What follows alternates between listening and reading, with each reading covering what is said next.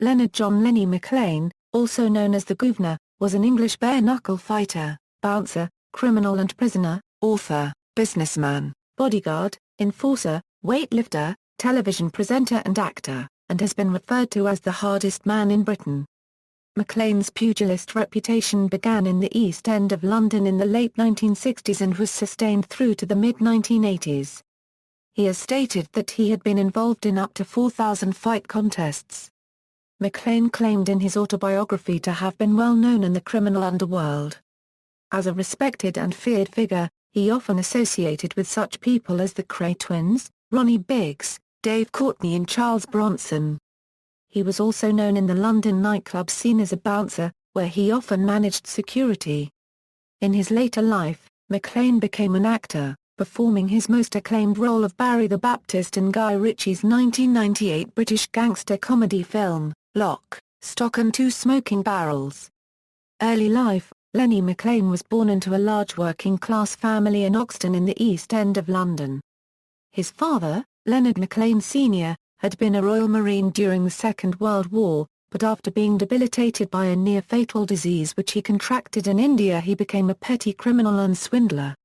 He died when Lenny was 6 years old, and was buried in a pauper's grave, as many working-class men of the time were. Lenny's mother, Rose, later married Jim Irwin, who was, like her previous husband, a conman. Unlike the elder McLean, Irwin was also a violent alcoholic, who physically abused Lenny and his brothers for many years. By the age of 10, McLean had suffered many broken bones. However, when Lenny's infant brother Raymond was beaten brutally with a belt, McLean's great-uncle Jimmy Spinks, a feared local gangster, attacked Irwin, nearly killing him, and threatened to cut his throat should he ever need to return to protect the children again. Lenny admired his great-uncle thereafter, and when he became a street fighter he said that he considered every victory to be won on behalf of his vulnerable younger self. He expressed the rage resulting from his abusive childhood with such abandon that often it would take several men to separate him from his defeated opponent. During his teenage years, McLean mixed with various criminals for whom he ran errands. He was arrested for petty crimes and served 18 months in prison. After he was dismissed from his first legitimate job for beating up his foreman, he worked at odd jobs. By the age of 15, McLean realized he could earn a living from fighting and pursued it as his main means of income. McLean's first unlicensed boxing match came about as a result of a chance meeting while in his late teens. When his car broke down in the Blackwall Tunnel, he abandoned it and went to buy a replacement from an associate known as Kenny Mack, a gypsy used car salesman in Kingland Road, Hackney, only to find the replacement quickly fail too. McLean returned later to demand his money back, but rather than repay it, Kenny Mack offered to give McLean a new car in exchange for McLean fighting in one of Mack's organized bouts later that night in Kenny's yard. McLean's opponent was just under 7 feet tall and weighed 20 stone. He lasted less than a minute against McLean, earning McLean a £500, a considerable prize at the time. Kenny Mack and McLean became friends, and on numerous later bouts Mack acted as McLean's boxing manager, with McLean subsequently becoming the best-known bare-knuckle street fighter in Britain. Personal life: aged 20, McLean married Val. They had 2 children, a boy and a girl, named Jamie and Kelly.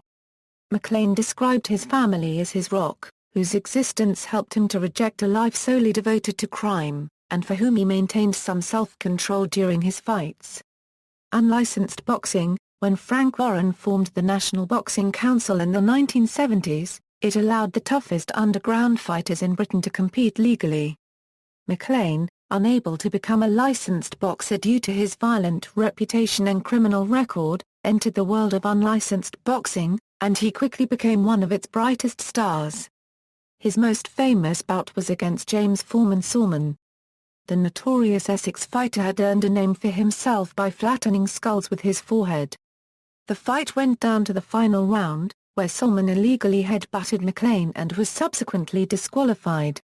McLean, who in his prime was 6 feet 2 inches tall and weighed over 20 stone, boasted that he could beat anybody, in either a legitimate match or in an unlicensed match with or without gloves, and reputedly sent out challenges to many of the famous boxers of the day, including Muhammad Ali and Mr. T, though neither contest materialized. He was challenged by the King of the Gypsies Bartley Gorman to see who was the hardest unlicensed fighter in the United Kingdom, but he refused, leading to many to believe Bartley to be the better fighter. Mclane had a brutal trilogy of unlicensed matches with arch-rival Roy Pretty Boy Shaw, a former patient of Broadmoor Hospital. Mclane lost to Shaw once via verbal submission, which Mclane justified by claiming his gloves had been tampered with, thus reducing their maneuverability. Mclane beat Shaw in a rematch with a dramatic first-round knockout in which Shaw was knocked out of the ring. In their final bout, Mclane ended the feud with a brutal first-round knockout at the Rainbow Theatre in Finsbury Park, London in September 1978.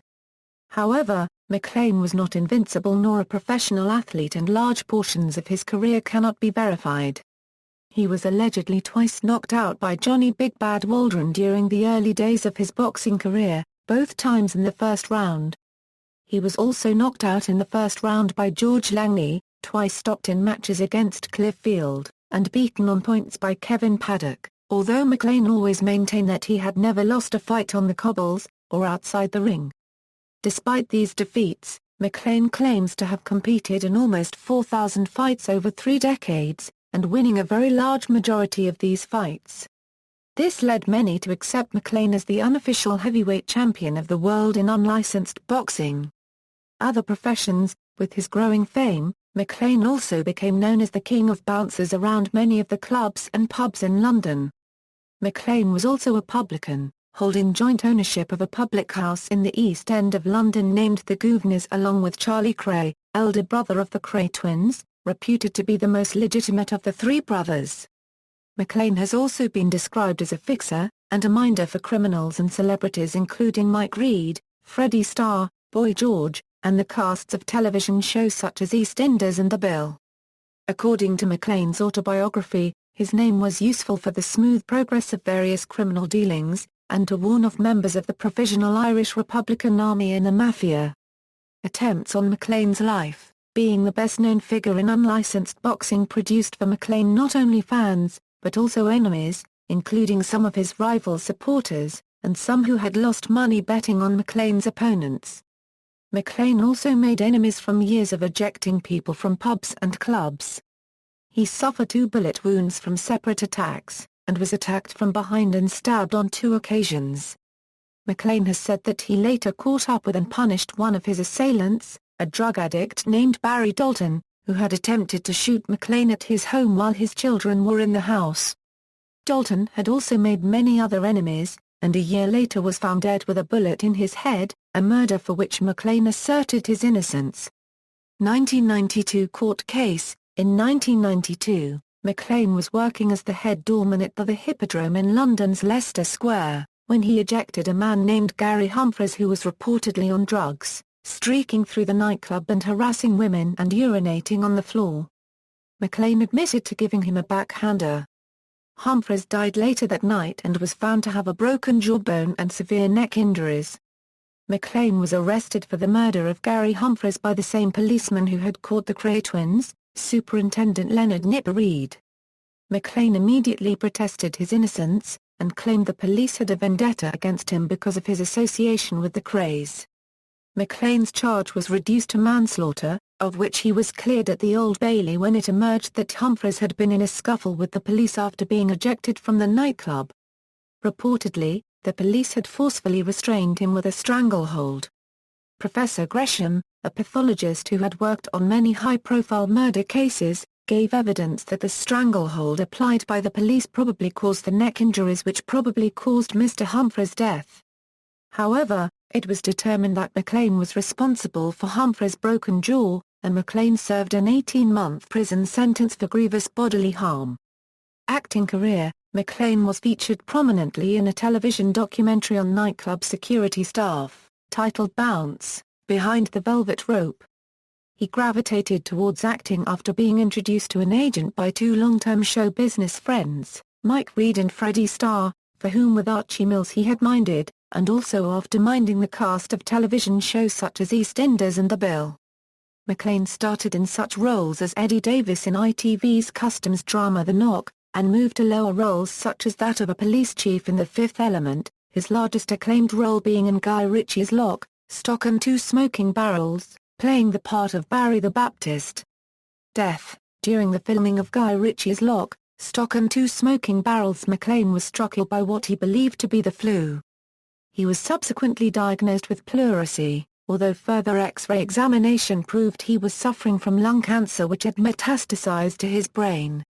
He died shortly afterward on July 28, 1998, in Bexley, London, a few weeks prior to the release of the film. Director Guy Ritchie dedicated the film to him and had billboards for the film changed to feature Mclane in tribute. Books. Lenny McLean's autobiography, titled The Guv'nor, written with Peter Gerard, was published shortly before his death, and immediately occupied the #1 position on the bestsellers list. Since Mclane's death, Peter Gerard has written another book about Mclane, titled The Guv'nor, A Celebration. Mclane's widow, Val, has written Married to the Guv'nor with Peter Gerard, and, with Anthony Thomas, has produced a second book about Mclane titled The Guv'nor Through the Eyes of Others.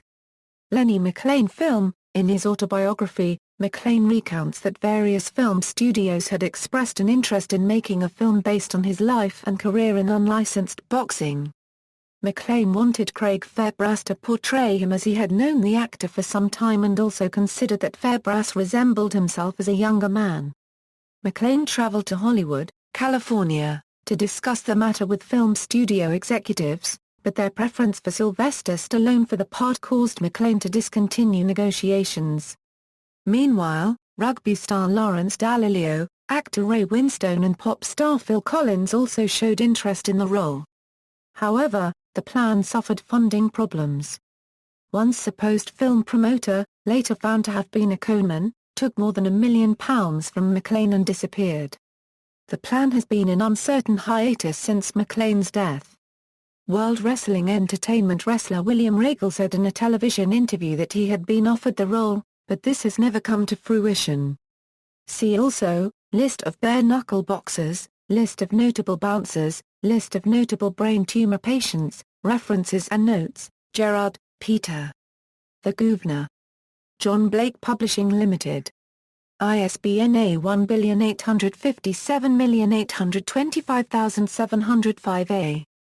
External links, Lenny McLean at the Internet Movie Database, the official Lenny McLean site, The Guv'nor, an independent UK film from Plansd,